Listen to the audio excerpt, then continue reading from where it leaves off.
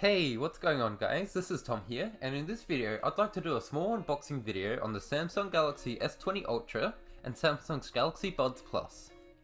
Both products were released earlier this year, and today I'll show you guys what is included in the retail boxes of these products.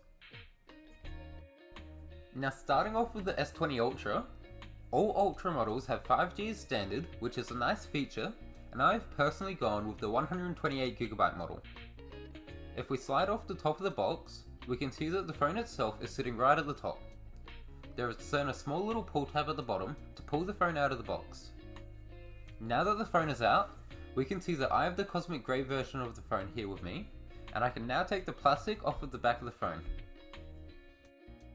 Now, the S20 Ultra has a 6.9-inch display on the front, which is huge, so when picking it up for the first time, it feels massive in the hand. After holding the power button on the right for a few seconds, the phone will start to perform its first time startup. While the phone continues to boot up, we'll have a little look at what else is in the box. Under the black Samsung card, there's a paper for Samsung support, a quick start guide, and a warranty card. Underneath those papers, there is the wall charger for the phone with a USB-C port for the charging cable.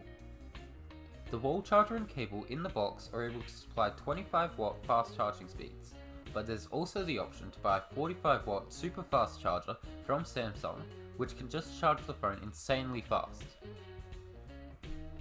Now continuing on with the rest of the box contents, here we have the charging cable for the phone. The cable is USB-C on both sides, so the cable is reversible and convenient, and the cable is also about a meter long, so it has reasonably good range. The last thing at the bottom of the box is a pair of Samsung earphones. Now since the S20 Ultra is yet another phone to not have the headphone jack, these earphones have USB-C at the end to plug into the phone's charging port. A set of medium-sized ear tips are pre-installed on the earphones, but there's also a set of small and large ear tips available in the box. Also, hidden up in the top of the box, there was a clear plastic protective case for the phone, as well as a small SIM card tray ejector tool. Moving on to the Galaxy Buds Plus retail box contents, I have with me here the regular white coloured model.